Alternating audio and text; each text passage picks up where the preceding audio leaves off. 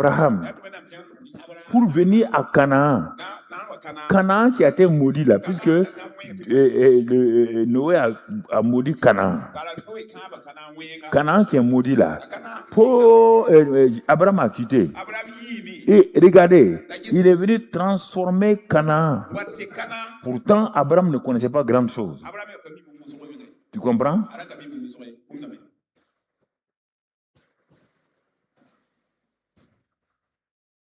Le ministère ne peut pas changer, les miracles ne peuvent pas changer un royaume. Dans un royaume, dans un royaume, la culture du royaume est caractérisée par quoi? Vraiment, leur croyance, ils croient. Toute culture dans n'importe quel pays, que ce soit la culture Haoussa, la culture Yoruba, premiers éléments, ils ont leurs éléments de croyance. C'est ça qui fait leur force. Chaque élément de l'ethnie là, ils croient la même chose. Et vous prenez que ce soit les Mossi, les Samo, c'est comme ça. Les Bambara, c'est comme ça. Nous, les Bambara, on pense comme ça. Ils ont leur culture, ils ont leur pensée, ils ont leur habitude, ils ont tout. C'est ça qui fait la culture. Dieu vient, il dit, je vais susciter une église. Écoutez-moi là. Pas des ministères. Arrêtez-moi avec ces ministères-là. Je suscite une église dont le but, je vais donner la clé à des hommes faibles. Des hommes faibles. Ils vont changer la culture de la terre. Voilà pourquoi on est sur la terre.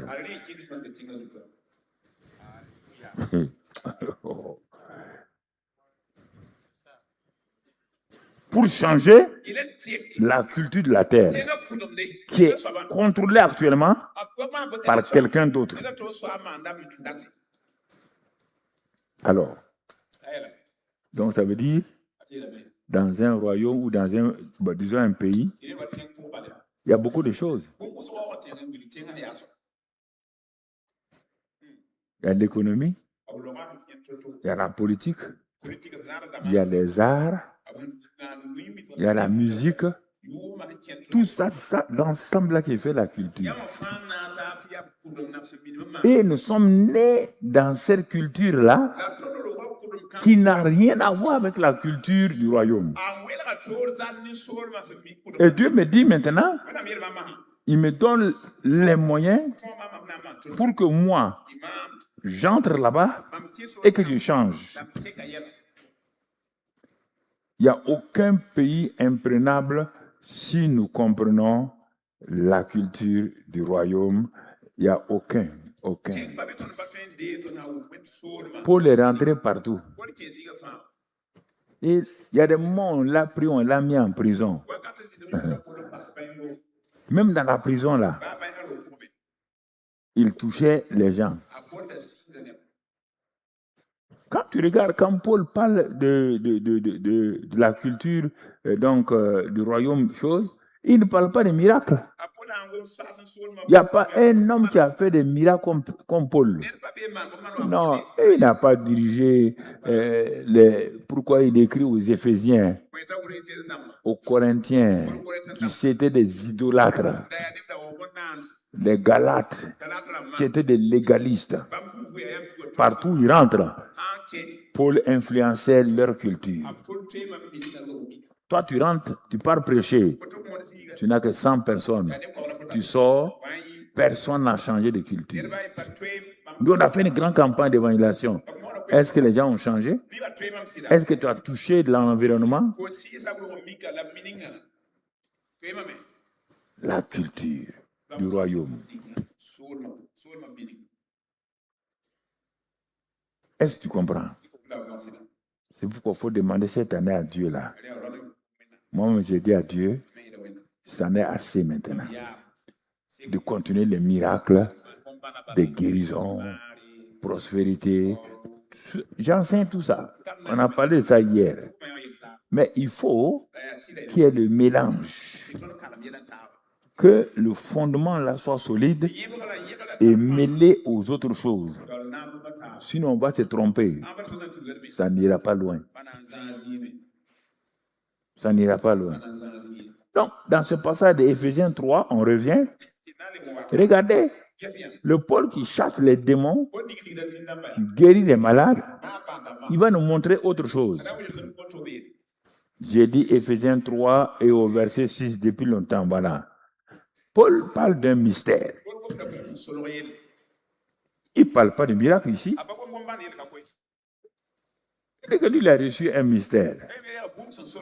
Moi, j'ai dit à Dieu, mystère, c'est quoi?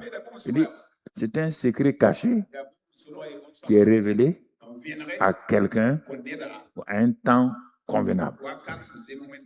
Regardons le mystère que Paul a reçu et que Paul dit que nous devons recevoir ce miracle et mystère-là. Sinon, on ne peut pas influencer le monde. Pas te leurrer. Tu peux remplir les stades du Burkina, les stades de Côte d'Ivoire, les stades du Gabon. Les gens vont venir sauter, danser. Le lendemain, ils retournent à leur manière de vivre. Tu n'as rien fait. Tu n'as fait qu'un rassemblement politico-spirituel. Politico-spirituel. Les gens ont sauté, dansé, mais il n'y a rien. Quand ils vont te voir des félicitations, hein? Hey, ton événement hier, là, c'était bien. Hein? Vraiment, on a dansé. Il n'y a pas d'impact. On te dit que les portes du séjour des morts. Ah, ça veut dire que c'est un royaume qui est un royaume offensif. Les ténèbres là. Ils n'aiment pas le royaume que l'Église doit amener. Vous croyez qu'ils vont croiser les bras, vous regarder parce que vous faites quelques miracles là. Satan rit. Laissez-les faire des miracles, ils vont penser qu'ils sont quelqu'un. C'est ça où ils nous flattent là. Laissez-les, vont ouvrir les yeux des aveugles. Leur Jésus là impactait son environnement. Mais eux, c'est pas ça qu'ils veulent. Ils veulent leur nom. Grand prophète, grand apôtre. Ah oui, hier à une réunion, les gens sont tombés. Regardez. Où sont les transformations dans les nations? Malgré les grands évangélistes, malgré les grands miracles, où ça est? Tous les djihadistes sont partout, en train de montrer que l'Église est faible. L'Église ne fait que prier. Seigneur, protège-nous, garde-nous, protège-nous, garde-nous, protège-nous. En ce temps, le djihadiste, il prend le fusil. Il va au détriment de sa vie. Il tire. Si on le tue, parce qu'il pense qu'il a un paradis. Est-ce que nous faisons ça? Je pose la question.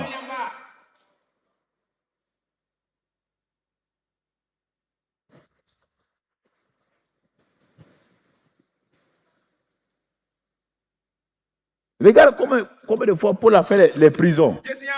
La plupart de ses épîtres ont été écrits dans les prisons. Acte, le livre des Actes se termine avec Paul en prison à Rome. Mais il est sorti. Qu'est-ce qu'il dit? Donc Dieu a dit, si je vois que il faut que je trouve quelqu'un. Il a trouvé Paul. Il dit, le gars là, il est décidé. Hein? Quand il était méchant là, il était méchant à 100%. Il tue les gens. Il fait égorger les gens. Il fait jeter les gens en prison. Si j'arrive à avoir ce monsieur-là, lui là, et qu'il est convaincu là, comme il était convaincu par Satan dans le mal, si moi je le gagne, il sera convaincu dans le bien. La plupart d'entre nous, on n'est pas convaincus. Pour me dire, tu es venu ici, tu n'es pas convaincu. Tu es venu ici pour trouver des bénédictions. Au moins je parle, il faut te repentir dans ton cœur en même temps. Au moins je parle là, hein? Repends-toi dans ton cœur. Il faut dire ça, c'est la vérité, Seigneur. Je me repens seulement.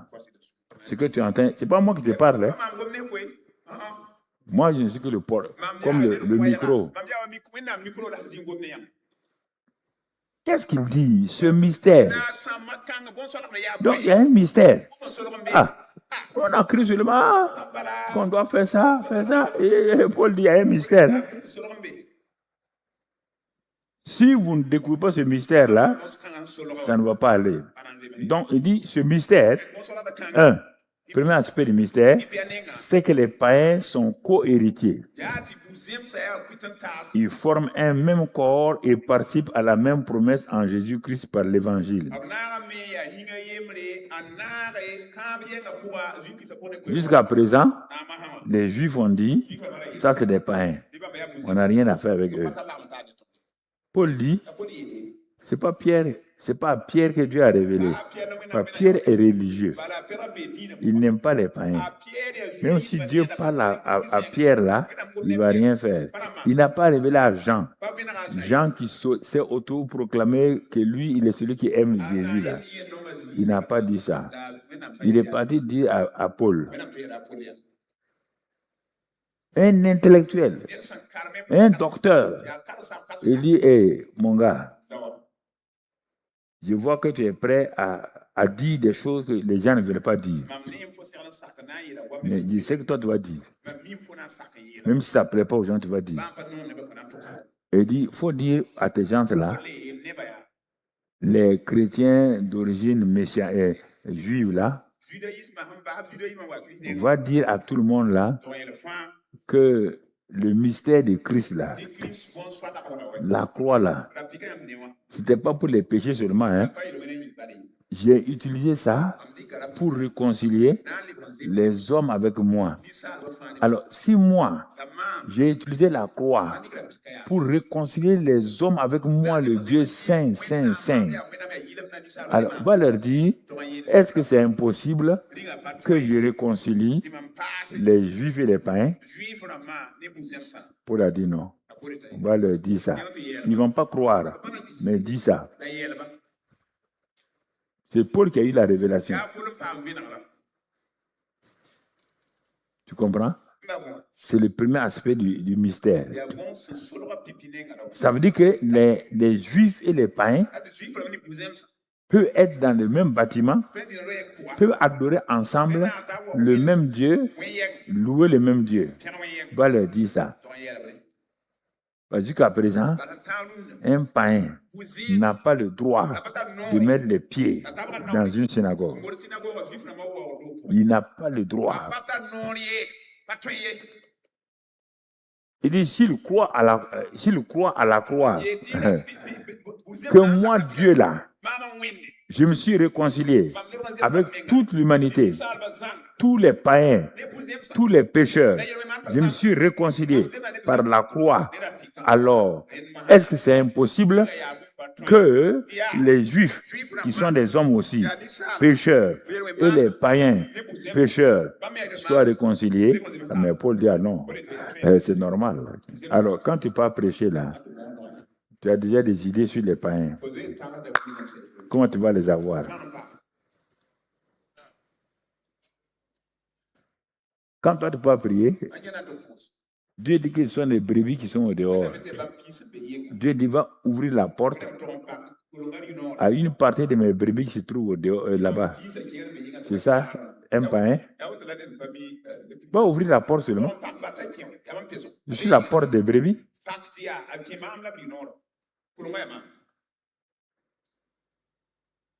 Je suis la porte des brebis. Ça, c'est le premier aspect du mystère. Allons-y.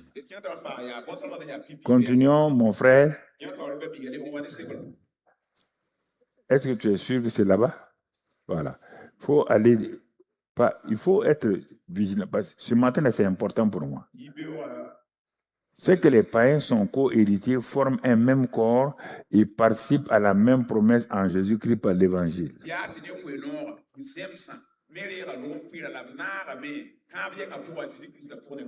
Maintenant, amène ton verset 7 là. Il dit, écoutez, et j'ai été fait ministre à...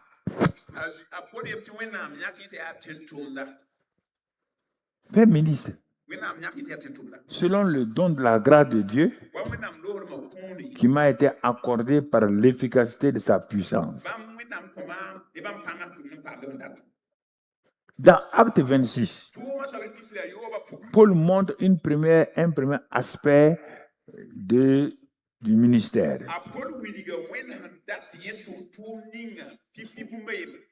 Dans l'évangélisation mondiale. Ici, il ne nous montre pas l'évangélisation.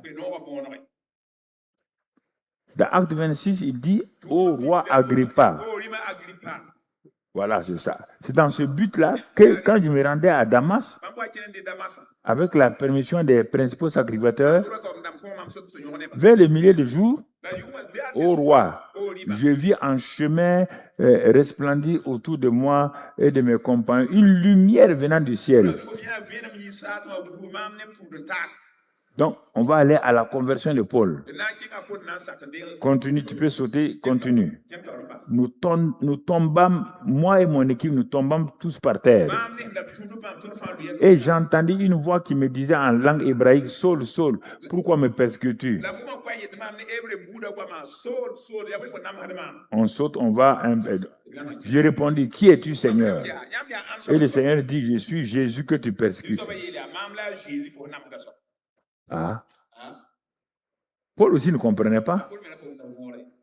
Paul croyait que les chrétiens là, c'est n'importe qui. Jésus lui dit non. Quand tu persécutes un chrétien, c'est Jésus que tu persécutes. Et? Ah bon? Moi je croyais. C'est ça le problème. Je te dis chrétien, pasteur, si tu persécutes un chrétien, c'est Jésus que tu persécutes dans ton église. Tu n'oses pas dire amen, parce que tu persécutes beaucoup de gens dans ton église. Tu es un persécuteur. Regardez, vous voulez sauter. Tu vas prophétiser quoi? Regarde. Je suis Jésus que tu persécutes. C'est pourquoi quand il a parlé là, Matthieu 25 là, il dit j'ai été malade. Qui? Moi, Jésus, j'ai été malade. C'est une autre dimension. Une autre dimension de la révélation. Je suis venu prendre les péchés des gens. Mais ce n'est pas fini. Maintenant, quand tu vois quelqu'un qui a faim, même qui a des péchés, il dit, c'est moi. Ah, Jésus, tu me troubles, hein? Mais oui. Ah non, c'est un voleur. C'est pourquoi on a frappé quelqu'un qui est tombé, qui était vraiment blessé. Les sacrificateurs, les pasteurs sont passés. Les prophètes sont passés. Les apôtres sont passés. Chacun dit non, non, si on a tapé le type là, il doit être mauvais, il doit être méchant. Tant. Jésus est en train de parler à des gens. Hein. C'est Jésus qui parle. Et voici un Samaritain qui vient. Il n'est pas digne. Il a regardé le blessé là. Il l'a regardé. Il l'a pris. Il est descendu de son âne. Il a pris le blessé là, allé le mettre sur l'âne. Il l'a amené en ville, il l'a amené à l'hôtellerie. Il a dit de le soigner, lui va payer. Jésus dit à tous les sacrificateurs là, au séminaire de Jésus, ils étaient tous assis. Prophètes, apôtres et tout. Et il dit, bon, selon vous là, celui qui a pratiqué l'amour, c'est qui? Ah, ils ont répondu. Vous voulez que votre vie soit dans la paix, dans la joie? Si vous n'apprenez pas toutes ces choses-là, vous les négligez. La seule chose, vous voulez que Jésus a dit un jour, il dit, ok, et les malades là, tant que la terre aura des malades, tu ne peux pas guérir tous les malades. Le royaume des cieux, c'est un ensemble de choses. Tu comprends? Un ensemble de choses. Alors, au verset 8 et 10, donc Éphésiens là, ça c'est la deuxième partie du ministère de Paul. Bon, on pouvait... Bon, en retournant à Acte 26, là-bas, je n'ai pas montré la première partie d'abord. Acte 26, là, où Jésus va dire, je t'ai établi témoin et ministre. Voilà. Jésus dit, lève-toi, tiens-toi sur tes pieds, car je te suis apparu pour t'établir ministre et témoin des choses que tu as vues et de celles pour lesquelles je t'apparaîtrai.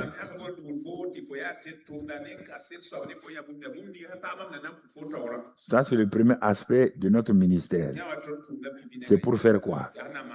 Témoin et ministre, serviteur. Il dit, c'est pourquoi je me suis révélé à toi comme sauveur et seigneur. Mais quelle est cette première partie du ministère, le verset qui suit? Je t'ai choisi du milieu de ce peuple et du milieu des païens vers qui je t'envoie.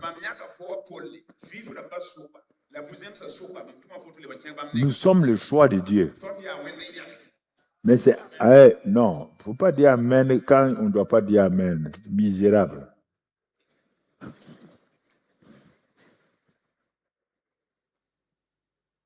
Je t'ai choisi. Pour être ministre, hein? Quand on a des ministres là, toi tu vois déjà ministre d'État des anges et des archanges. Et pourquoi dans votre tête là seulement quand on dit certains mots là, ça vous... Il y a un orgueil qui est posé. Bon, comme tu as dit Amen, gloire à Dieu là, tu vas faire ça là maintenant. Tu vas obéir maintenant à ce qui sera dit. Ministre et témoin. Et il t'envoie vers des païens. C'est pas fini. Afin que, c'est le premier aspect dans lequel vous êtes tous. Vous n'êtes pas dans la deuxième partie qu'on va voir. Vous ne connaissez que ça. Tu entends?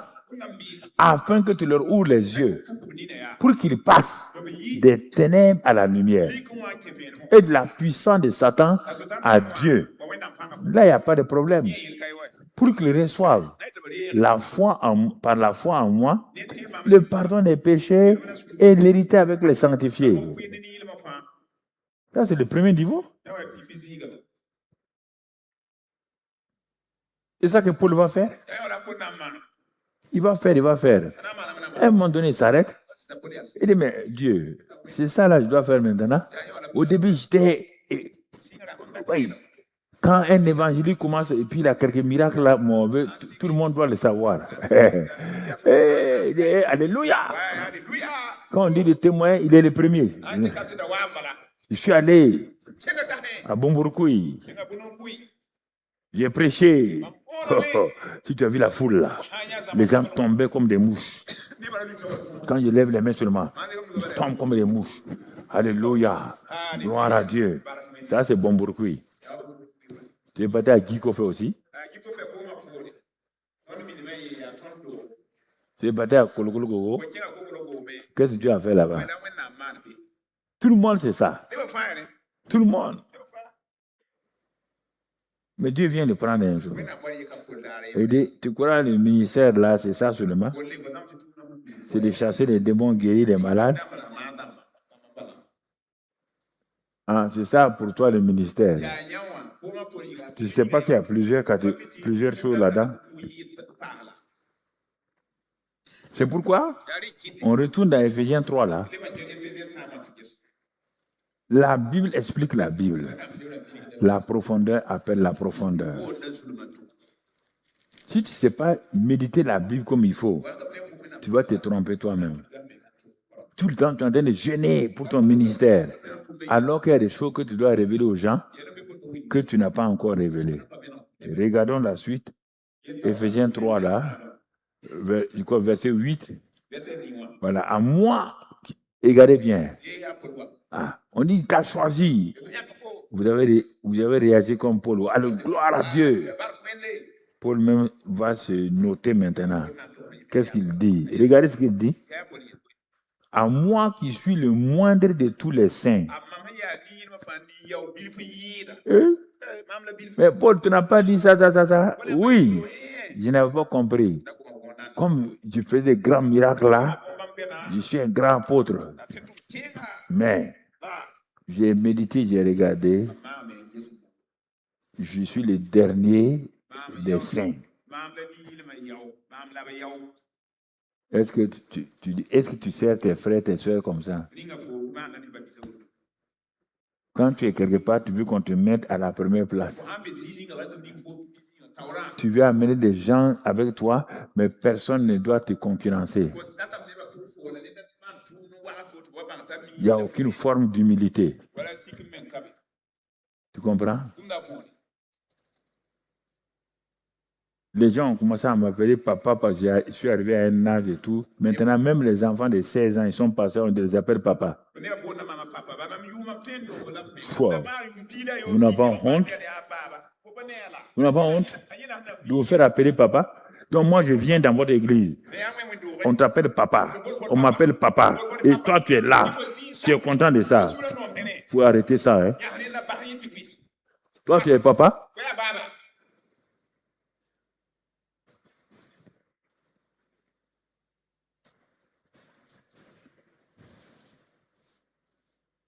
Maman. On dit voilà la maman de l'église. Elle n'a même pas de sein encore. Non, moi j'ai horreur de ça. Hein. Toi, tu es maman. Quel âge? Même âge physique, tu n'es pas arrivé, maman. Et puis tu les vois, elles prennent leur sac là, et puis elles balancent leurs fesses là. On dit c'est la maman de l'église.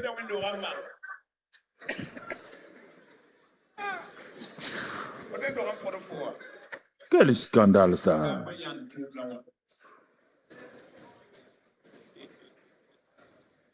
Non. Mais je regarde, c'est pas ici seulement, partout. Quand je regarde, il dit, hein? Toi, t'es papa. Toi. Ou bien tu comprends pas. Même la Bible dit quoi? Dans un Jean là, on dit petits enfants, jeunes gens et pères. Dieu n'a jamais mis tout le monde ensemble. Il dit petits enfants, jeunes gens et pères. Et chacun a sa révélation. Les petits enfants, ils s'intéressent au péché. Nos péchés. Les jeunes gens, ils connaissent la Bible et la parole de Dieu et ils s'opposent à Satan. Les pères, ceux qui se reproduisent, qui s'identifient, qui transforment les gens. Ça, c'est un père.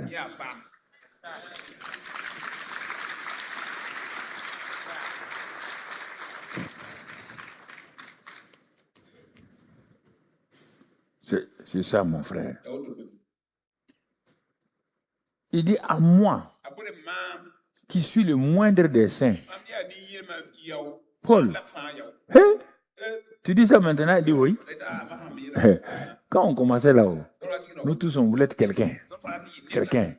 Mais maintenant, j'ai vu que ce n'est pas important. Moi qui suis le moindre des saints, cette grâce a été accordée d'annoncer aux païens les richesses incompréhensibles de Christ. Est-ce que tu as vu qu'il a utilisé ici le mot ministre et témoin de Acte 26? Au début, là, le Seigneur lui dit, il t'ai établi, choisi, établi ministre et témoin.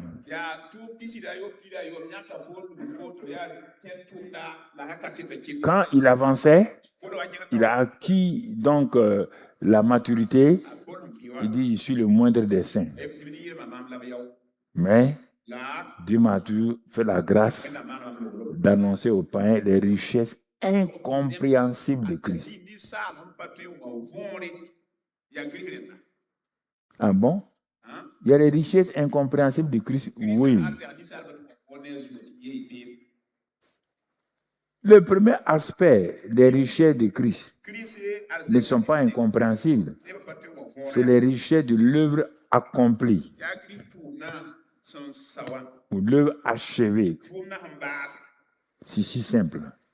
C'est ça que Pierre a prêché le jour de la Pentecôte. Les 5 points de l'œuvre accomplie. C'est la base. Maintenant, Paul a grandi. Dieu lui dit, il n'y a pas que l'œuvre accomplie. L'œuvre accomplie, c'est la base. Tu dois avancer. Il y a des richesses incompréhensibles de Christ. Rentre dans ça maintenant. Il dit, ah bon? Il dit, l'œuvre accomplie, achevée, c'est pas faux, hein? C'est la base qui te permet d'avancer. Il dit, les richesses incompréhensibles de Christ. Vous voyez? La suite, mon ami. Et de mettre en lumière. Dans Acte 26, il dit de les faire passer des ténèbres à la lumière. Mais ici, il dit quoi? Non, mon ami. Ici, il dit quoi? Tu vas mettre en lumière, pas pour passer des péchés, non. Quelle est la dispensation du mystère caché de tout temps en Dieu qui a créé toutes choses? Donc, il y a un mystère caché en tout temps par Dieu. Et on était sur l'œuvre accomplie, l'œuvre achevée. Il dit oui, c'est le premier aspect qui a été révélé. Mais moi, Dieu, tu n'as pas dit dans Deutéronome 29, les choses cachées sont à l'Éternel. Les choses révélées sont à nous. Et dans Ephésiens 2:10, les choses qu'il a préparées. On n'a pas dit le ministère de guérison, ni de délivrance. Laissez-moi avec ça. Ça, c'est les petits-enfants. Il y a des riches, il dit incompréhensible. Incompréhensible. Elle est déjà mariée, hein? Caméraman, tu as fixé sur la fille, ma fille, là, si elle n'est pas mariée, en tout cas, elle doit être fiancée. Donc, quand tu mets ta caméra, il faut changer vite. Les richesses incompréhensibles de Christ. Tu comprends? Mais, donc, le christianisme, c'est comme ça? Oui. Oui. Si tu es prophète, tu pars d'abord prophète petit enfant. Après prophète jeune, après prophète père. Si tu es apôtre, tu commences apôtre petit enfant, apôtre jeune Jean, apôtre père. Si tu es évangéliste, évangéliste petit enfant. Ensuite évangéliste jeune Jean et évangéliste, c'est ça. Dans toutes choses avec Dieu, il y a 3. On ne peut pas sortir comme ça de nulle part, un petit garçon comme ça là, qui est proclamé prophète, et tu veux être un Élie. Tu as vu ce qu'Élie a fait? Il est parti se cacher. Il est resté combien de temps avec Dieu? Il a plaidé avec Dieu avant de sortir. Et quand il est sorti, Dieu dit, bon, tu es un prophète. Moi, j'éprouve les prophètes. Va rencontrer Jézabel. Akab et Jézabel. Tu n'as pas dit que tu es prophète, non? Ah, ok. Les épreuves de prophète, là, vous ne les connaissez pas. C'est vrai que tu n'es pas prophète. Parce que si tu n'as pas une épreuve de prophète, tu n'es pas prophète.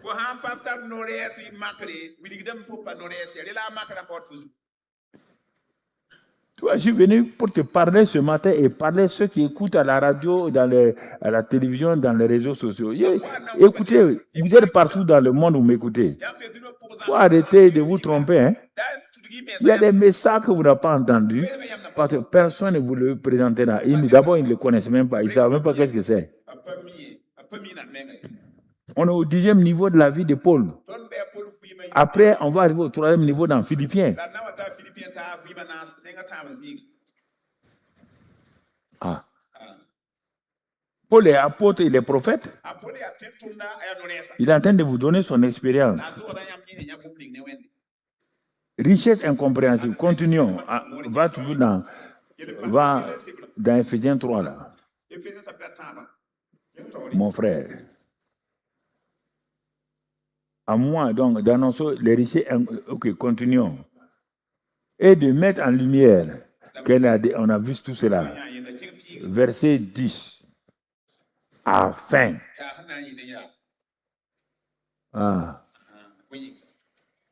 Et acte 26, quand j'ai commencé mon ministère, tu as dit de faire quoi?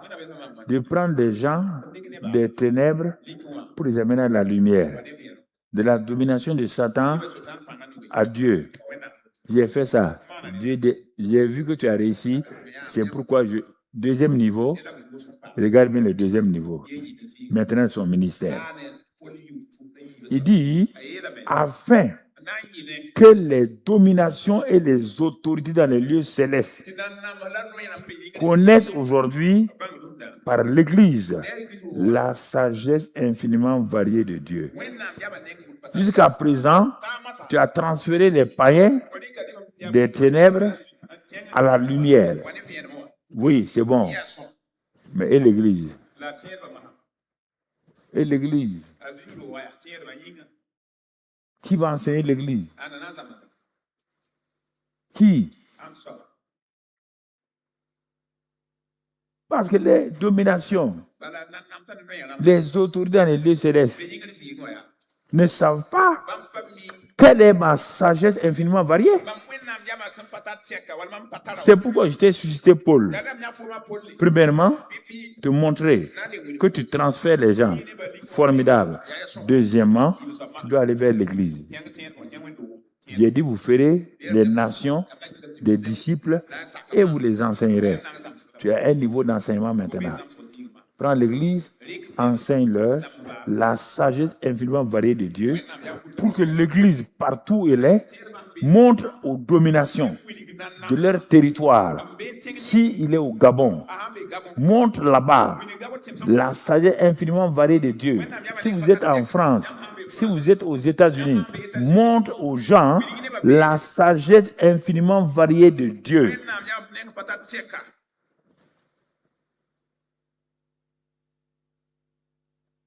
Pour leur montrer. Ah bon? Non, mais toi, tu ne vas pas ton temps à chasser les démons guéris. Tu perds ton temps dans ça. Ceux qui sont sauvés, ils n'ont aucune connaissance. Dans ton église, tu n'as jamais prêché la sagesse infiniment variée de Dieu. Les gens sont assis tout le temps combat. Combat. Combat contre qui? Ils sont dans la misère. Je vais te montrer. La culture du royaume. Tu ne leur as pas montré qu'est-ce qu'on doit croire dans le royaume. Quelles sont les valeurs du royaume? Tu ne leur as pas montré les pensées, les attitudes, les comportements du royaume. Et quelques éléments seulement tu vas comprendre. Regardons Jésus. Jésus, regarde, il chassait les démons, il guérissait, il enseignait tous les choses du royaume. Les paraboles du royaume, il les enseignait. C'est un ensemble de choses qu'il enseignait. Dans Jean 8, verset 12, qu'est-ce qu'il dit? Jésus montre les citoyens du royaume qui ils sont. Jésus leur parlait de nouveau et dit, je suis la lumière du monde. Celui qui me suit ne marchera pas dans les ténèbres, mais il aura la lumière de la vie.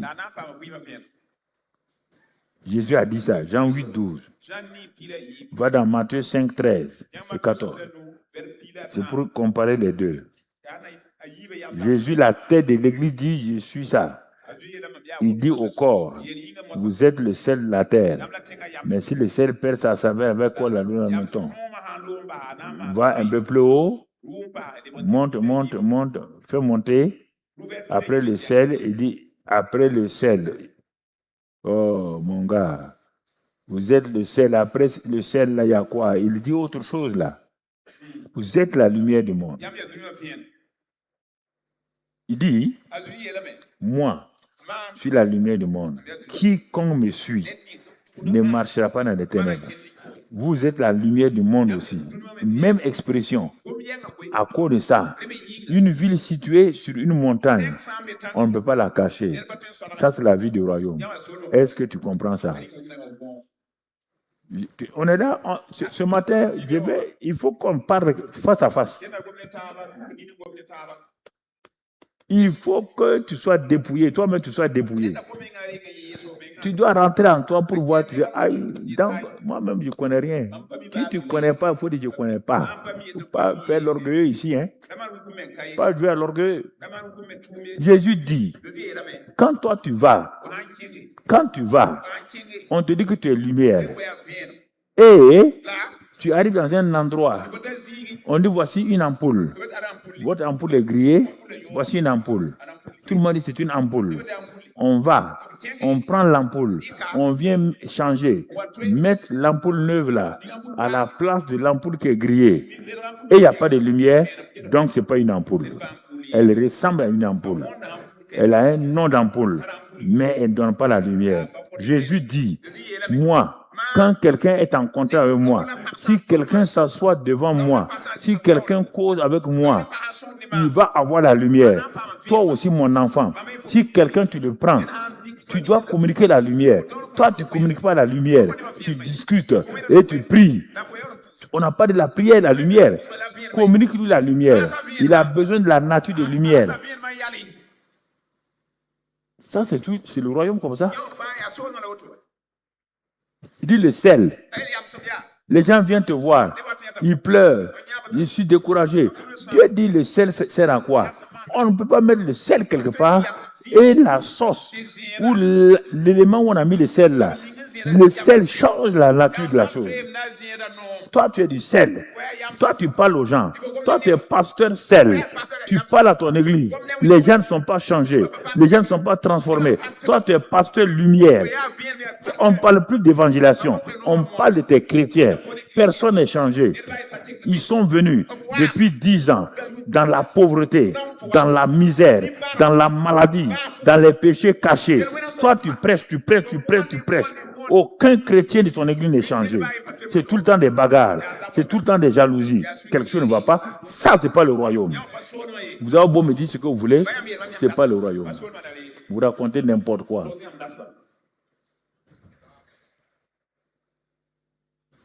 Vous racontez n'importe quoi. Il faut arrêter de mentir.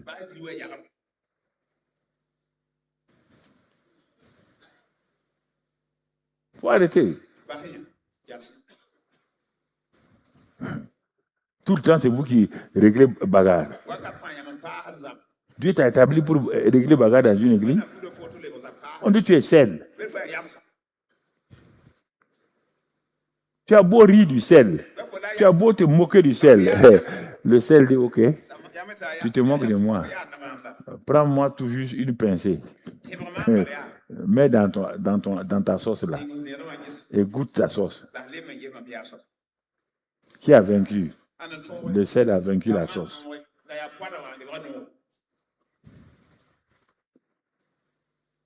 Quand tu reçois des gens, quand tu es assis, le problème c'est que vous ne savez pas. Le Saint-Esprit, il est venu faire quoi chez vous? Ça, tu ne comprends pas. Le Saint-Esprit là, il est venu s'asseoir chez vous là. C'est pourquoi, quand tu vas dans mon bureau là, Dieu m'a dit un jour, écris ça, mettre la main. Parce qu'il ne croit pas. Quand il vient là, il voit en toi un homme simple là, qui doit prier. Non, il dit, mets ça là, et fais de telle manière qu'il voit ça, la plaque que tu vas mettre là, et qu'est-ce qui est écrit dessus? La plaque là. Là, quand tu es assis dans mon bureau, tu rentres là, tu vas voir. Attention, Dieu est là. Il te voit, il entend tout. Fais attention. Les gens ne regardent pas ça. Si tu rentres dans mon bureau, tu rentres sans savoir que tu vas rencontrer Dieu. C'est Papa Karamé que tu vas rencontrer. Tu sors les mains vides. Parfois, ça me décourage. Ça me décourage. En ce temps, je regarde, les types et filles s'assoient devant moi. J'ai dit, Dieu est là. Moi, je suis là. Toi, tu viens t'asseoir, tu mens. Dieu sait que tu mens. Moi, je sais que tu mens. Mais tu veux que je t'aide comment? Vraiment, cette affaire-là. Tu n'es pas conscient de ça, hein? Dieu, écoute-moi, une caisse. Dieu dit à Israël, faites-moi une caisse qu'on va appeler arche. Et au-dessus de cette caisse-là, il y a un couvercle qu'on appelle le propitiatoire. Il y a 2 chérubins qui sont là-bas. Il dit, moi Dieu, Moïse dit à ton peuple là, que quand toi tu rentres là-bas, moi Dieu là, je me tiens sur le propitiatoire là. L'arche là, c'est mon fils. Je fais de bois de gopher et d'or. Bois de gopher, c'est l'humanité de Jésus. L'or, c'est la divinité de Jésus. Les deux sont combinés. Et à l'intérieur, il y a quoi? Il y a le bâton de Aaron qui a fleuri. Il y a la vie là-dedans. Je suis là-bas. Il dit, partout. Les gens n'ont pas cru. Les filles d'Élie ont amené l'arche là. Et les Philistins ont vaincu Israël parce qu'ils ne croient pas que Dieu, le grand Dieu là, peut venir vivre au-dessus d'une caisse. C'est ça. Quand je regarde les chrétiens, tu es venu rentrer là, moi je te dis rien. Même si Dieu me révèle, je te dis, tu ne respectes pas Dieu, je te dis rien. Quand tu rentres dans mon bureau, fais attention. Il a dit que Dieu est là. J'ai mis exprès. Dieu m'a dit, mais il faut qu'il le lise et qu'il croit ça. S'il ne croit pas ça, là, c'est zéro. Il rentre, il sort, il n'y a rien. Les Philistins ont dit, mais on a pris leur caisse là. On a pris leur caisse. On va l'amener. C'est leur gris-gris comme ça. Mon frère. Ah bon? On te dit que Dieu est là. Toi, tu dis que c'est un gris-gris. On va le mettre dans la maison de notre gris-gris. Comment il s'appelle encore? Dagon. On va le mettre là-bas. Ils sont allés mettre là-bas. Tu comprends? Ils sont allés mettre la caisse là et Dagon. Face à face. Le matin, quand il se lève, tu comprends ce qui s'est passé? La présence de Dieu est là. Dagon est là. Le matin, il se lève. Ils sont loin l'un de l'autre. Ils viennent trouver Dagon en adoration devant la caisse là. Non. Ça fait des années que je prêche ça. Ça n'arrive pas à percer chez les gens. Quand je bouge, je sais avec qui je suis. Quand je bouge là, je sais. Il n'y a aucun doute en moi. Je sais avec qui je bouge. Je sais qui est en moi.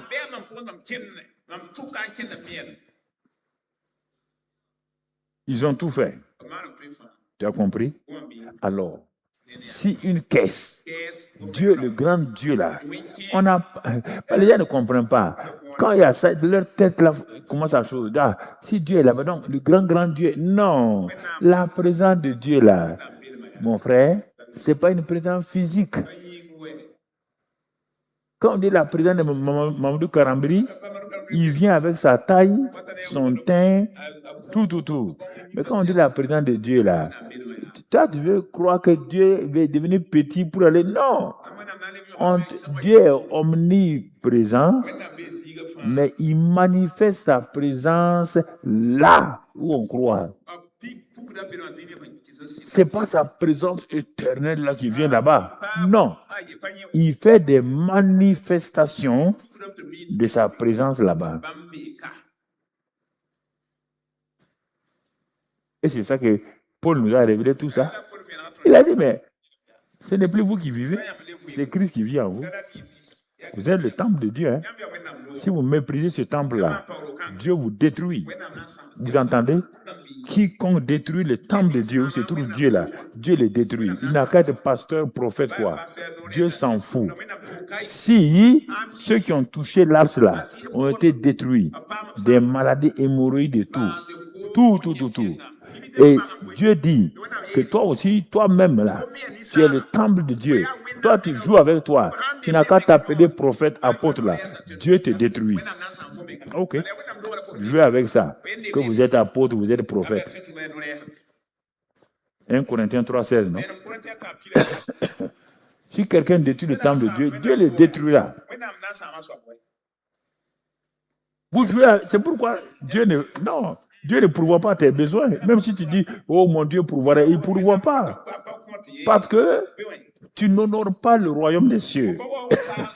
Matthieu 6, 33 dit, mais honore le royaume des cieux. Honore les principes du royaume. Valorise le roi des rois. Et toutes ces choses que tu veux là, il va te les donner. On ne prie pas pour ça. Valorise le royaume. Et lui te donne. C'est une alliance. Mon frère. Tu vois? Paul, ça c'est dans Éphésiens, hein? Le verset 11. Bon, donne-moi le verset 11.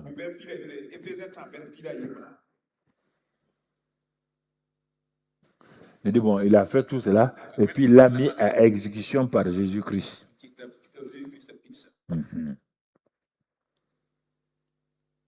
La culture du royaume,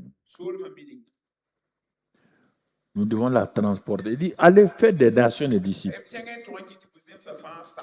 Il n'a pas dit d'aller évangéliser.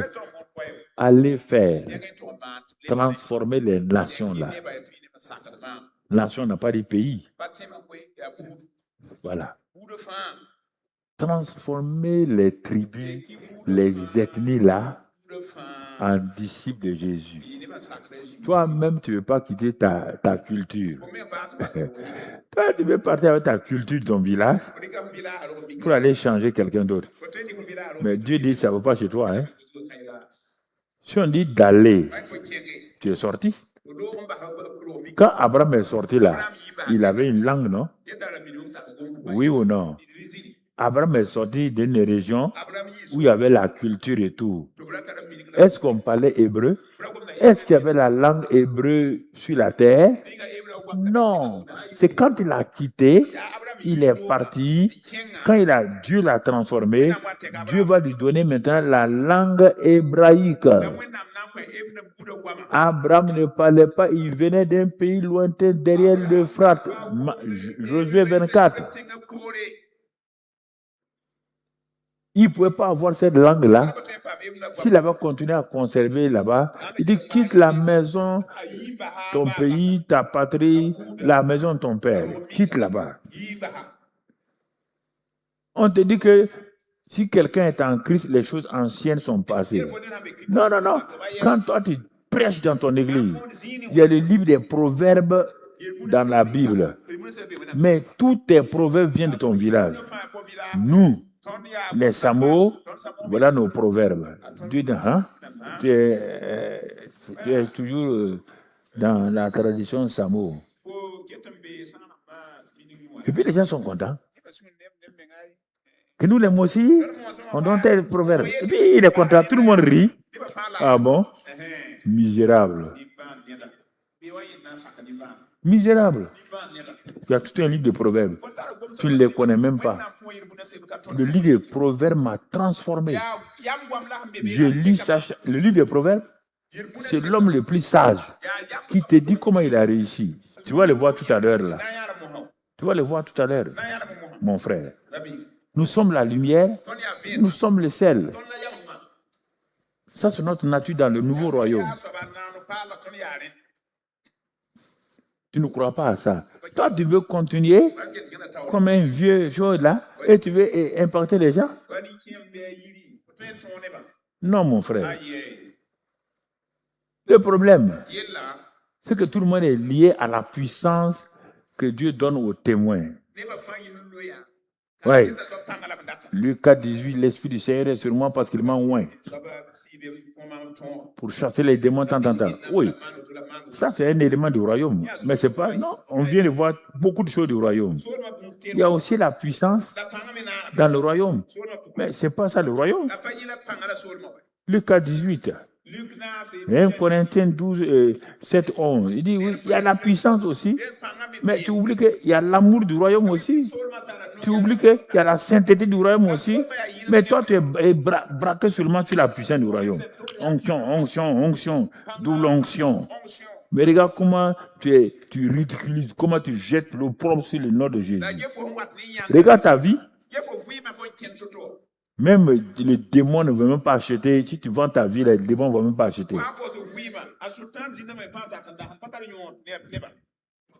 Puissance, mais non changement. Il n'y a pas de changement. Tu comprends? On est attaché à ça. J'ai noté quelques éléments encore. Donc, je veux qu'on puisse... Si tu pars avec ça, tu pars étudier, tu verras que ta vie va changer. Sinon, si tu pars encore, c'est pour continuer tes jeûnes, tes prières, là, continue. Continue, il n'y a pas de problème. Quand je parle de ça, certains pasteurs qui sont ici, ils ne sont pas contents, ils ne viennent pas. Il ne faut pas venir. Si tu es assis, il ne faut même plus venir me voir. Il ne faut plus venir me voir. Hein. Je peux te parler de ton cœur, les gongons comme un dindon là. David était un homme loin. Un homme fort. Tout. Un homme selon le cœur de Dieu. Il a fait de grandes réformes administratives. C'est lui qui a mis les lévites, les chantres en place. Il faisait des guerres. C'est lui qui a créé la notion de ministre d'État. Oui, c'est David qui a fait tout ça. Ça, c'est David l'homme moins tout. Il a été appelé pour ça. Il a fait ça. Mais tu regardes, quand maintenant, il devait avoir un changement, Dieu dit à David, ce que tu as fait là, c'est bien. Il y a beaucoup de défauts là-dedans. Il y a eu beaucoup de morts dans ton règne là. Il y a eu beaucoup de morts. Toi-même, tu en as fait tuer. Il y a du sang sur ta main. Ce que je t'ai dit là, que tu dois construire le temple là, je ne te permets pas. Ceux qui ont le sang sur leurs mains ne peuvent pas construire le temple là où Dieu habite. David est sage, il a dit non, il n'y a pas de problème. Mais qui va habiter, qui va construire? Dieu dit ton fils. Tu l'as nommé Salomon, non? Tu lui as donné le nom Salomon, ça veut dire paix, shalom. C'est lui qui va bâtir. David, il n'y a pas de problème. Et quand Salomon arrive, il a pris un autre aspect du royaume, le royaume de son père.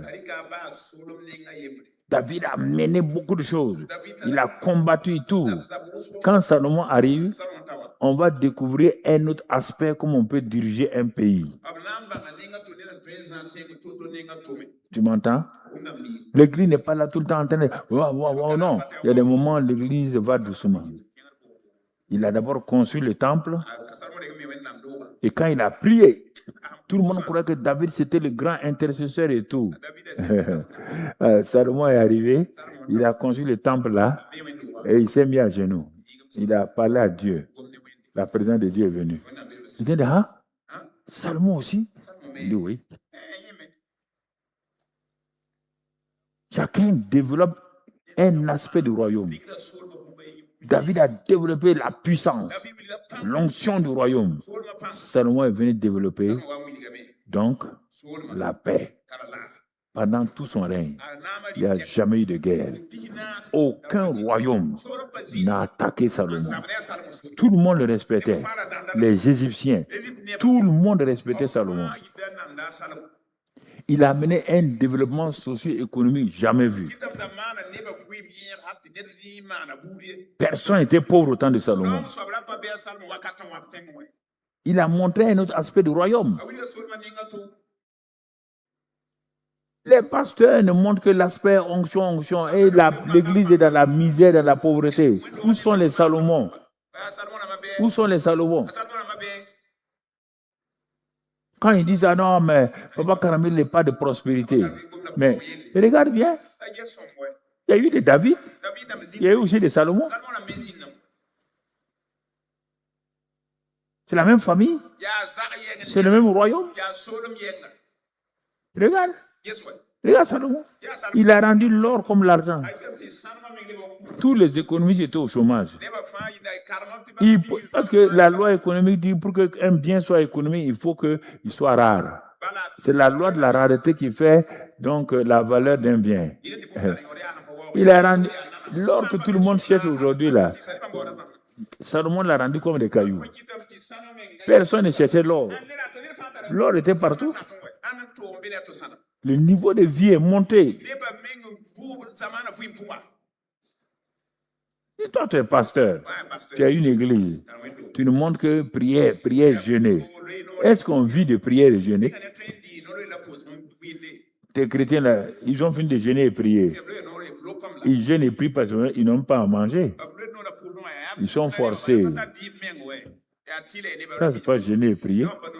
Quand quelqu'un n'a pas à manger, il ne jeûne pas. Il a faim. Ce n'est pas un jeûne. Pas fatiguer les gens.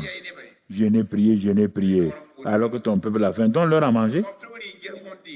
Même Jésus a dit aux gens, donnez-leur à manger. Ah, pas nous fatiguer là, donnez à manger. Donnez à manger là. C'est ça. C'est facile de dire aux gens de jeûner, prier. Donne-leur à manger. Rends-les prospères. Enseigne-leur la sagesse là pour qu'ils soient prospères. Enseigne-leur ça.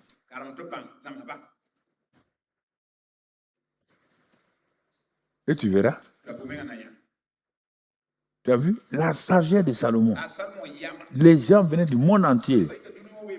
Quel est cet homme-là qui a pu rendre un pays où il n'y a pas bagarre? Quand il y a bagarre, c'est lui, il résout les problèmes. Tout le monde rentre dans la paix. Tout le monde voulait voir. Il a montré au monde la sagesse infiniment variée de Dieu. Dans ton quartier, là, est-ce que tu montres la sagesse infiniment variée de Dieu? Est-ce que les gens du quartier, quand ils te regardent, les gens ils font bagarre encore?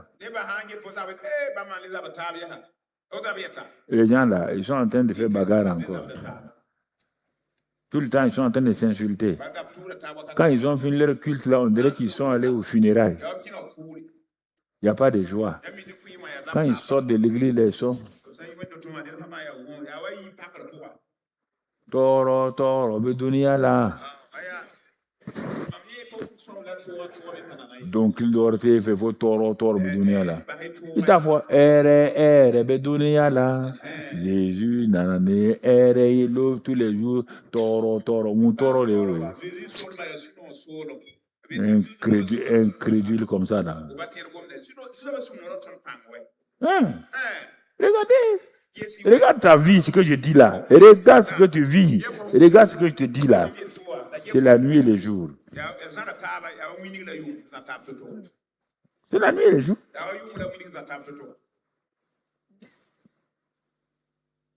C'est la nuit et le jour. Salomon a pacifié le pays. Il a développé le pays.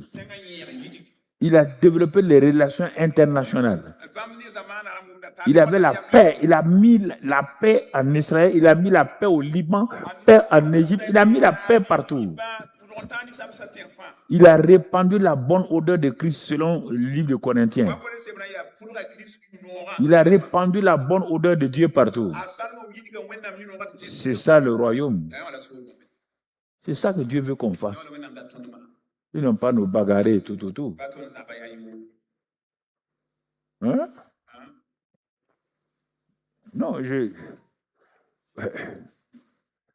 dit c'est... Pourquoi? Quand il est parti pour prier là, Salomon a vu son papa prier, non? Il connaît les prières de David. Il a vu comment David avait des prières violentes. Il a vu comment Dieu a exaucé David dans les temps de guerre.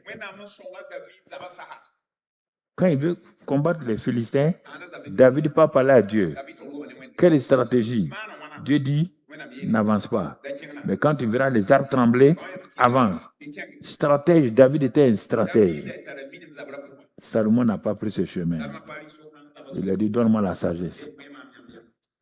Donne-moi la sagesse. Afin qu'il n'y ait pas de guerre pendant mon règne. Je n'ai pas ce caractère de faire bagarre. Mon nom s'appelle Père. Je vais transmettre à mon peuple la paix. Papa était un guerrier. Je ne suis pas un guerrier de ce genre. Dans tout pays, il y a une armée qui fait la guerre. Il y a des gens aussi qui amènent la paix, le développement. C'est ça l'ensemble d'un pays. Le royaume des cieux aussi, il y a des guerriers. Il y a guerriers de ceci ou cela. Mais tout n'est pas guerrier.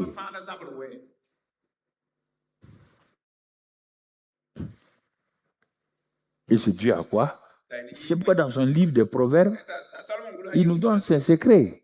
Tu ne veux pas lire ça. C'est l'onction. L'onction n'est pas tout le temps violente là. Non. Qu'est-ce que Dieu a dit à Salomon? Et qu'il a créé, que Dieu a accepté, il a mis dans la Bible. Proverbe 3, par exemple. Proverbe 3, verset 15. Non, verset 19, c'est ça. C'est par la sagesse que l'Éternel a fondé la terre. C'est par l'intelligence que Dieu a fermé les cieux. Et, dernière chose, c'est par sa science ou la connaissance que les abîmes se sont ouverts et que les nuages distillent la rosée. 3 éléments. Intelligence, sagesse, connaissance. Pourquoi? L'intelligence te permet de comprendre les situations. Tout. Ça, c'est l'intelligence. La connaissance te donne des éléments qui vont permettre à l'intelligence là d'aller de l'avant. Et la sagesse va te dire comment faire.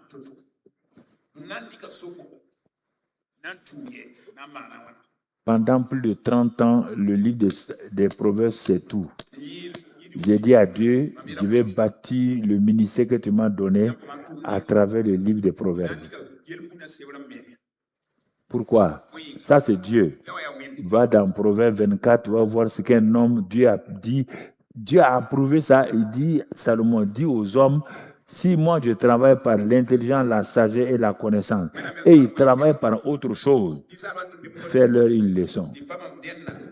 Ce n'est pas parce que ton caractère personnel t'a créé des problèmes que tout ce que tu as dit est faux. Hein? Proverbe 24. C'est par la sagesse qu'une maison s'élève.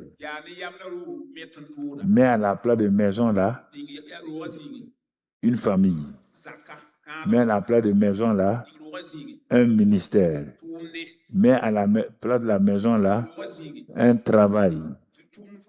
C'est par la sagesse qu'une maison s'élève, par l'intelligence que la maison est affermie et par la science ou la connaissance que les chambres se remplissent de tous les biens précieux et agréables. Regardez ce qui m'a fait avancer. Quand j'ai compris ça, j'ai dit ma maison ne sera jamais vide. Je n'aurai jamais les mains vides. Dieu m'a dit que c'est par la connaissance, la science, le dernier, que les chambres de ta maison, ton ministère, il dit, ce sont les chambres comme ça, c'est rempli de tous les biens précieux et agréables. Dieu te dit ça, tu t'en vas aller prier. On dit il y a 3 choses que Dieu a utilisées pour faire tout. 3. On te dit que Dieu te donne les 3. Au lieu de voir les 3 là, tu es en train de sauter. Tu crois que c'est par la prière que tout ce qui est fait au centre là? Non. Quand il a parlé de télévision en 80, alors que les pays même n'ont pas de télévision, il fallait que je demande à Dieu. Il a fallu utiliser les 3 là, intelligence, connaissance et sagesse, pour que la télévision vienne. Et plein de gens, ils ont des visions, la vision ne s'accomplit pas. La vision s'accomplit pas parce que tu as une vision. Elle vient me voir, j'ai eu telle vision. Et après, quelle est l'intelligence de ta vision?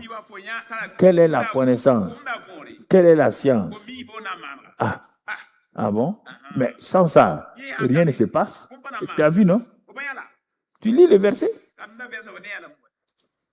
Dieu m'a donné un ministère pour faire telle chose. Tu as compris? Tu as les éléments? Tu sais comment faire? Non. C'est pourquoi il faut prier pour moi. On ne prie pas pour avoir ça. Il te dit que tu as ça déjà. Utilise-les. Dieu t'a donné un projet. Va devant Dieu. Demande-lui de te révéler, que tu comprennes le projet. Quelles sont les personnes, les ressources qui doivent être là? Ça, c'est la connaissance. Donne-moi le chemin. Et ensuite, quand les deux sont là, montre-moi comment la chose va s'accomplir. Toi, tu crois que tu vas t'asseoir, puis l'ange Gabriel va venir dire maintenant, on va faire comme ça. Qui vous a donné ces idées-là? Qui vous a parlé comme ça même? Moi, ça m'énerve. Hein? Une intellectuelle comme toi, tu es comme un sauvage là. Yo. On dit intelligence, connaissance, sagesse. Même le monde parle de ça. Même le monde là. C'est ça. On dit, il est intelligent. Hein? Ce gars, il comprend des choses. Dieu te dit, c'est comme ça. Tu vois, c'est le royaume. Tout ça, c'est le royaume.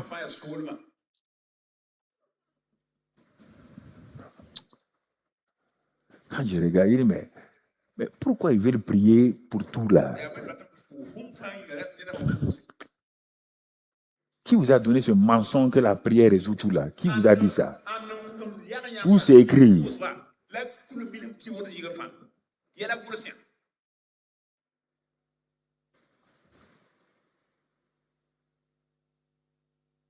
C'est ça. On te montre?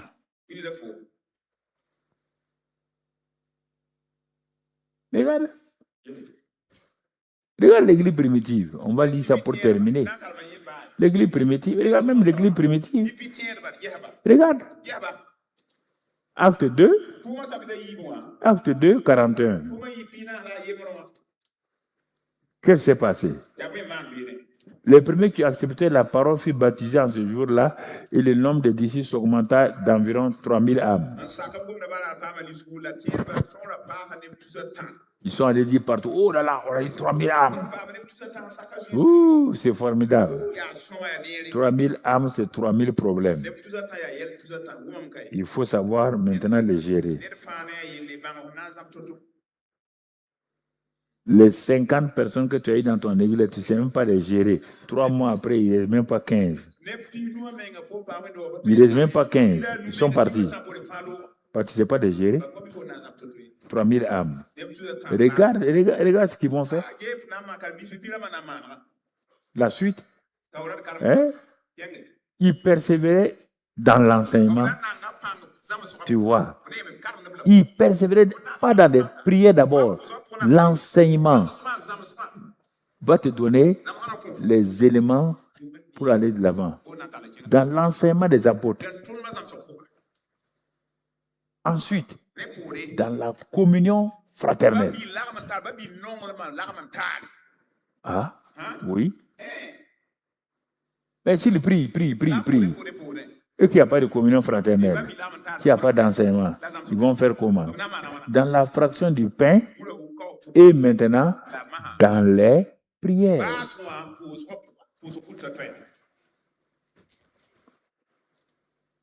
Pourquoi? Lis la suite.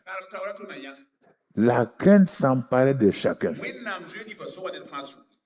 Et à cause de ça, l'enseignement et tout, il se faisait beaucoup de prodiges et de miracles par les apôtres. La puissance est là. Mais l'enseignement a précédé, la communion a précédé, les prières ont précédé.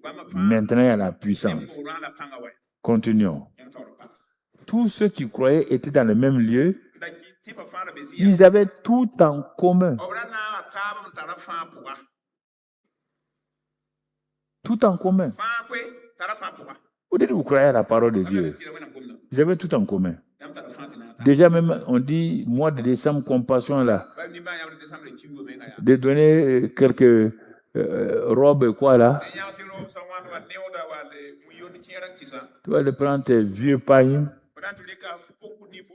que même le chien de la maison ne veut pas accepter. Et tu peux donner à des enfants de Dieu, des filles de Dieu. C'est ça. Tes chaussures là sont alignées. C'est des chaussures usées là que tu vas les donner à un enfant de Dieu. Ça montre qui tu es. Ça prouve qui tu es. Tout ce que tes enfants ne veulent plus là, ils ont jeté là. C'est ça que tu ramasses. Tu venais donner aux enfants du peuple de Dieu. Ils avaient tout en commun. Les riches et les pauvres là, tout en commun. Continuons. Ils vendaient leurs propriétés et leurs biens.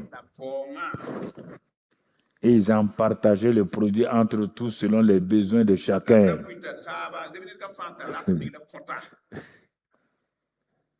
Ok. Quand j'étais à Koudougou, comme j'avais un bon salaire et tout, donc je me promenais dans les villages là, aider les pasteurs. J'achetais une moto, leur donner. J'aidais pour mettre les fenêtres des églises, les portes, et les tôles et tout ça là. Les gens sont allés dire à ma mère au village que ton fils là, est-ce qu'il t'envoie des choses à la maison? La maman dit non, mais il nous envoie des choses.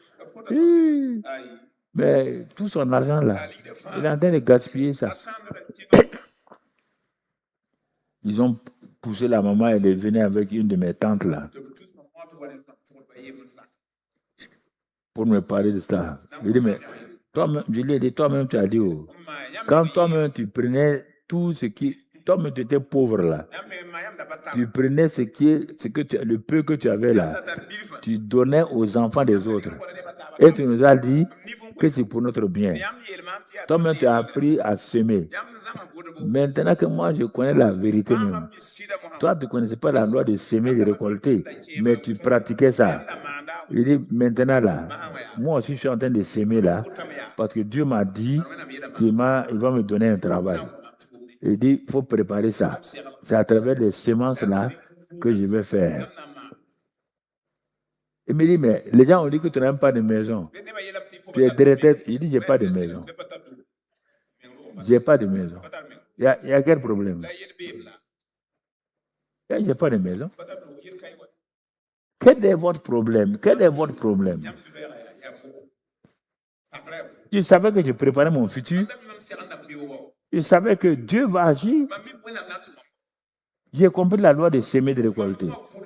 Non seulement les églises des villages, maintenant Dieu m'a dit, sème dans le ministère de Oral Robert aux États-Unis. J'ai commencé à semer. Ça, c'est le royaume. Il dit, c'est avec ça que tu verras le centre aller de l'avant. Je te pose la question. Tout ce qui est au centre là, c'est toi qui as donné l'argent?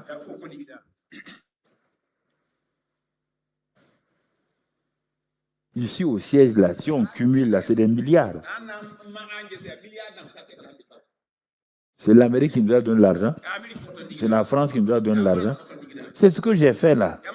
Au moment où les gens se plaignaient que tu n'envoies pas l'argent, allez empoisonner ma mère, allez empoisonner les gens là. Moi, je s'aimais.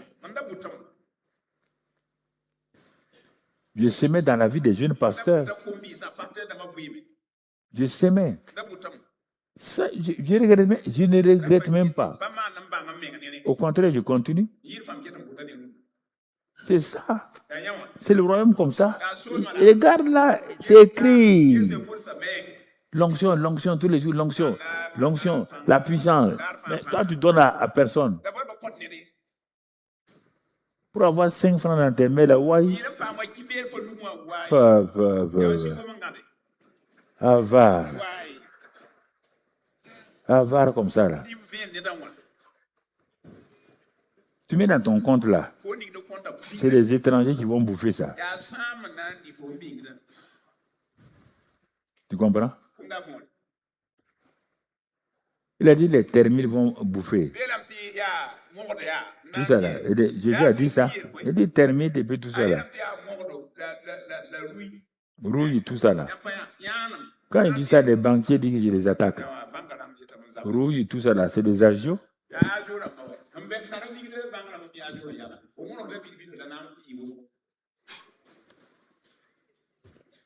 Tu peux donner ton argent à quelqu'un de garder. Tu ne peux pas retirer. Pour retirer, tu dis amène papier.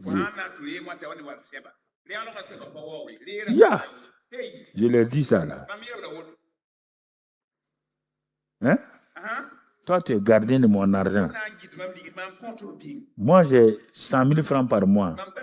Je viens te donner pour garder mon argent.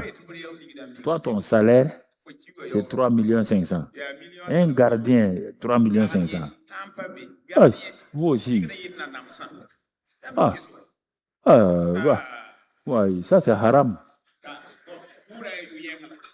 Non, les banquiers sont là, ils ne sont pas contents. Ça c'est haram. Gardien. Donc, tous nos gardiens ici, on va leur donner 3 500 000 maintenant.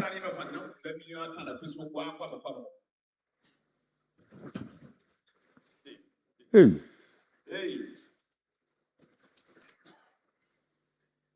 C'est ça. Tu as vu? Dans Acte 4, ils ont prié. Le Saint-Esprit est venu. Quand le Saint-Esprit vient, il va faire quelque chose. Il va te dire de faire quelque chose. Qu'est-ce qu'il a dit? Acte 4, 23. Bon, quand ils sont allés, ils ont dit aux gens, voilà, ils ont prié, ils ont dit, donne-nous la puissance, continue. Le Saint-Esprit est descendu à donner. Verset 32. 32 va au 32. 32. La multitude, après encore que le Saint-Esprit soit descendu une deuxième fois. Résultat encore, résultat. Là où le Saint-Esprit descend, le résultat. La multitude de ceux qui avaient cru n'était qu'un cœur et qu'une âme. Saint-Esprit, ce n'est pas pour donner, pour chasser les démons. À moins de chasser les démons de l'avarice qui sont en toi. Nul ne disait que ses biens lui appartiennent en propre. Mais tout était commun entre eux. Tu vois? C'est là que les Barnabas sont donnés. Il a vendu sa maison, sa cour. Il a donné. Dieu dit, tu es apôtre. C'est en vendant sa maison qu'il est devenu apôtre. Tout ça, c'est le royaume.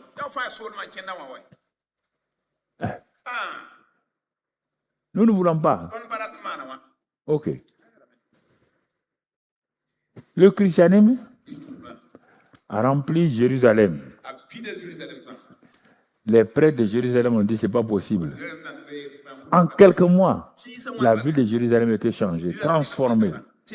Ils ont impacté Jérusalem. Et les sacrificateurs ont dit, vous voulez mettre des choses sur nous. Vous avez rempli la ville de Jérusalem du nom de votre Jésus là. Si nous sommes des Gandago, remplissons la ville de Ouagadougou avec le nom de Jésus. Va remplir la ville de Bamako avec le nom de Jésus. Va remplir Abidjan avec le nom de Jésus. Au lieu de faire le malin qu'on a une grande église, on a ceci ou cela. La ville de Ouagadougou a quoi? La ville de Bamako a quoi? La ville d'Abidjan a quoi? Ville de Bobo a quoi? On ne sait même pas qu'on existe. Quelques 3120 ont bouleversé la ville de Jérusalem par les œuvres sociales, les partages. Les gens voyaient que les gens qui étaient pauvres mangeaient maintenant. La puissance était là, mais les relations étaient là, l'amour était là. Ils ont bouleversé. Il faut arrêter notre christianisme étroit là. Étroit où le royaume n'est pas manifesté. On est là pour le royaume, on n'est pas là pour l'église.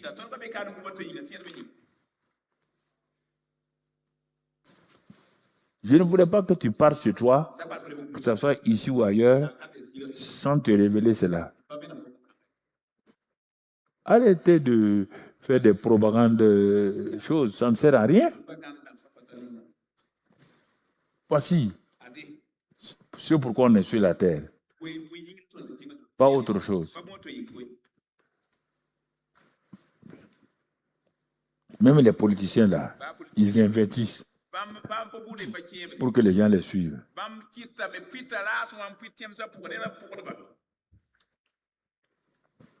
Va voir. Les pays, l'Angleterre autre là, quand les John Wesley sont levés, il y avait la révolution qui se préparait. Tout le pays était rempli par la classe ouvrière allait prendre le pouvoir en Angleterre. Karl Marx est sorti avec sa théorie. La religion, c'est l'opium du peuple. Et les églises anglaises étaient là. Ils priaient, mais rien n'allait. Dieu suscite un homme appelé John Wesley, avec toute sa famille. Sa mère priait, sa mère avait 17 enfants, je crois, c'est ça. Sa mère priait chaque jour à 13h. Quand elle a fini de donner à manger à ses enfants, elle se mettait à genoux. Elle priait pour chacun des enfants. Quand ils ont grandi, certains sont devenus professeurs d'université, d'autres, tout. John Wesley a été saisi. Quand il s'est levé, mon frère, il a commencé à prêcher l'évangile complet. L'Angleterre a échappé à la révolution. La révolution est partie en France.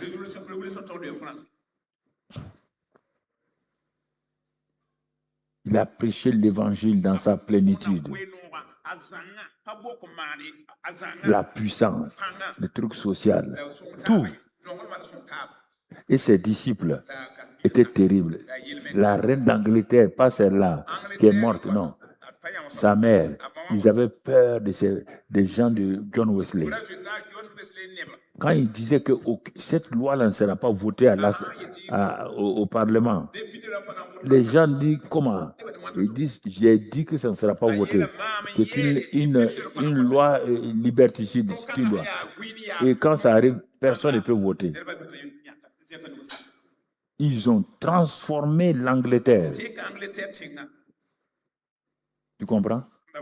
Quand Hitler a voulu attaquer l'Angleterre, le premier ministre anglais a dit, ah bon, il ne peut pas. Il a dit, tout le pays, on va faire jeûne. On va crier pour que aucun avion allemand ne puisse, ils ne sachent même pas où se trouve l'Angleterre.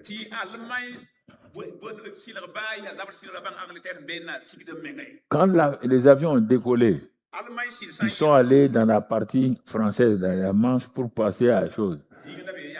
Mais brusquement, des nuages épais se sont placés. Les radars démarraient, mais en ce temps, ce n'était pas fort. Donc, ils ne pouvaient même pas voir où se trouve l'Angleterre. Toute l'Angleterre. Pourquoi?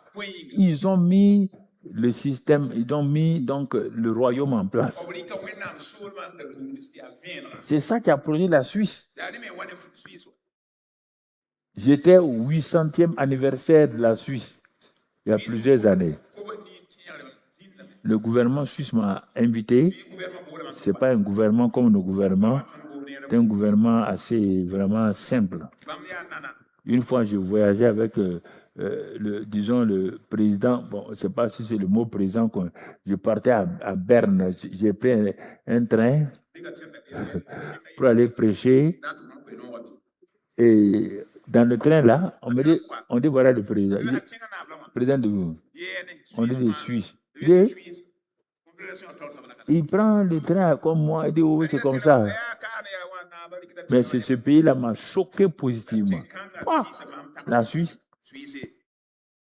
si tu Tu promets comme ça. À l'époque, c'est passé. Si tu jettes le mouchoir là, les gens t'arrêtent et disent, monsieur, votre mouchoir, prenez. Il y a des poubelles. Ou bien si le gars te respecte, il sait que tu es étranger, il prend, il met dans la poubelle. On n'écrit pas sur les murs. J'ai jamais vu un pays comme ça. À Genève, quelqu'un voulait faire une boîte de nuit. La population a levé un truc, comme ils appellent, pour, voilà, pétition. La boîte de nuit n'a pas pu s'ouvrir. On pose les journaux dans les rues. On ne vend pas les journaux, c'est dans les rues. C'est posé sur des choses. Chacun vient avec son argent, il pose, il prend le journal. Si tu prends le journal sans payer, celui qui vient derrière toi dit, monsieur, vous n'avez pas payé. Quand tu prends le bus, tu n'as pas payé. Celui qui est derrière toi dit, monsieur, il faut payer. C'était dans des années, donc avant que, quand je faisais, je voyageais beaucoup pour le commerce international. Parce qu'on achetait du riz à partir de la Suisse. Et ils s'en vont maintenant dans les pays asiatiques, là, nous amènent. J'ai été choqué positivement. Ils avaient une foi ferme. Ils ont empêché les avions allemands de... Pourtant, ils sont à côté. Les avions allemands sont partis dans la partie française, Vichy et tout ça, bombardés. Mais pas en Suisse. À cause du royaume. Bon, je ne sais pas s'il continue à être fort comme ça, mais c'est ça. Tu comprends? Le royaume doit affecter la culture. On dit que tu es une ville bâtie en haut. Tu es dans une église, dans un quartier, le quartier doit sentir que l'église est là. J'ai vu au Burkina des églises dans des marchés. On m'a dit d'aller prêcher. Les vendeurs là sont assis avec les samsas au bord de l'église. Womi bien, womi. Venez acheter ça, ils sont en train de chanter dans l'église. En ce temps, les vendeurs de galettes et autres là sont en train de faire la publicité. Mais je leur ai dit, quand j'ai fini, il dit, mais les démons sont dans votre église là. Toutes ces femmes qui parlent là, quelle cause au hasard. Donc, quand les chrétiens sont assis, ils entendent la voix des femmes là, pas la voix des pasteurs. Votre église ne grandira jamais. Oui. L'église est faite pour impacter, pour montrer aux gens la sagesse infiniment variée de Dieu. Je vais m'arrêter là, parce que, frère, sans ça là, on perd du temps, on est là. Bon, oui, mais Dieu m'a béni. Tous les jours, Dieu m'a béni. Aïe. On va faire attention. Dieu t'a béni, Dieu t'a béni. Bénis les gens, on va voir. Dieu t'a béni avec quoi? Regardez. Si vous dites que c'est comme ça que vous faites, il n'y a pas de problème. Si ce n'est pas comme ça, allez vous repentir, dire à Dieu, on va obéir selon la Bible. Ah, Dieu m'a appelé. Dieu t'a appelé à faire quoi? Dieu m'a appelé à être prophète. Ah bon? C'est pour prophétiser seulement. Toi, tu n'as aucun impact sur les choses. Pour évangéliser. Ah bon, c'est fini. Non, réfléchissez. Le royaume, c'est les hommes d'affaires. C'est les hommes d'affaires du plein évangile aussi. C'est les chirurgiens, les docteurs. C'est toutes sortes de savants. Tout ça, c'est le royaume. Le royaume vient avec sa connaissance, impacte la médecine, impacte la science. Au début, c'était comme ça, non? C'était comme ça. C'est l'Église qui dirigeait tout. L'Europe, là, ils étaient aussi païens que n'importe quelle nation. les arbres là, ils adoraient les arbres. Mais quand Luther a mené l'évangile en Allemagne et que l'imprimeur, là, Gutenberg, c'est ça, il s'est levé, il a commencé à imprimer les Bibles là, l'Europe a échappé à toute cette chose-là. C'est le christianisme, le royaume là qui a impacté l'Europe. Ils avaient leur culture, mais l'évangile est venu changer leur culture et les faire propulser. Il n'y a rien de mauvais. Donc, vous voyez, frères et sœurs, si nous voulons aller de l'avant, lis le livre des Proverbes. Lis-le, relis-le, lis-le, relis-le. Tu sais, Dieu a mis là-bas des clés. Des clés. Tu vas comprendre. Comment diriger ta famille, diriger ton église, diriger tes affaires. Tu vas comprendre là-bas. On dit quand la sagesse est là, tu dors. Sans problème. Tu n'as pas besoin de prier. Il dit la sagesse amène l'argent. C'est écrit dans le Proverbe. Résous tes problèmes. Bon, je ne sais pas. Pas vivre de prophétie. On dit, je vis d'espérance, d'amour et de foi. On n'a pas dit, je vis de prière, prophétie et choses. On ne peut pas vivre de ça. Non. C'est la seule chose que nous prophétise. Je vais avoir ça. On a dit qu'on va chercher un ministre d'État. Donc, il faut prier. Je veux le poste. Quand tu gagnes le poste là, au bout de 6 mois, tu es corrompu. Ta valeur même de ministre là, de choses là n'est plus là-bas. Tu es venu gâter le nom de Dieu. Tu es venu gâter le nom de Dieu. Donne-moi d'impacter la société. Oui. Donne-moi d'éclairer les gens de ma génération. Oui. Là, tu es d'accord. Mais donne-moi ça, donne-moi ça, donne-moi ça. Tout est pour toi. Oui. Le sel assaisonne toute la sauce. La lumière éclaire les autres. On te dit que tu es comme ça. Tu ne pries pas ça. Onction, mais tu peux le faire quoi?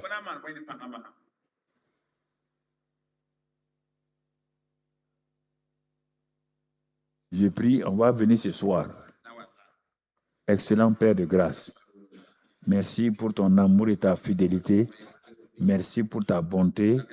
Merci pour tes compassions. Merci pour la révélation. Donne-nous, Seigneur, de vivre dans cette grâce-là et de réaliser ton amour pour nous. Sois béni et sois loué. Merci pour tous tes bienfaits. Que toute la gloire soit pour toi. Sois exalté et sois magnifié. Sois béni, Père, au nom de Christ Jésus. Amen.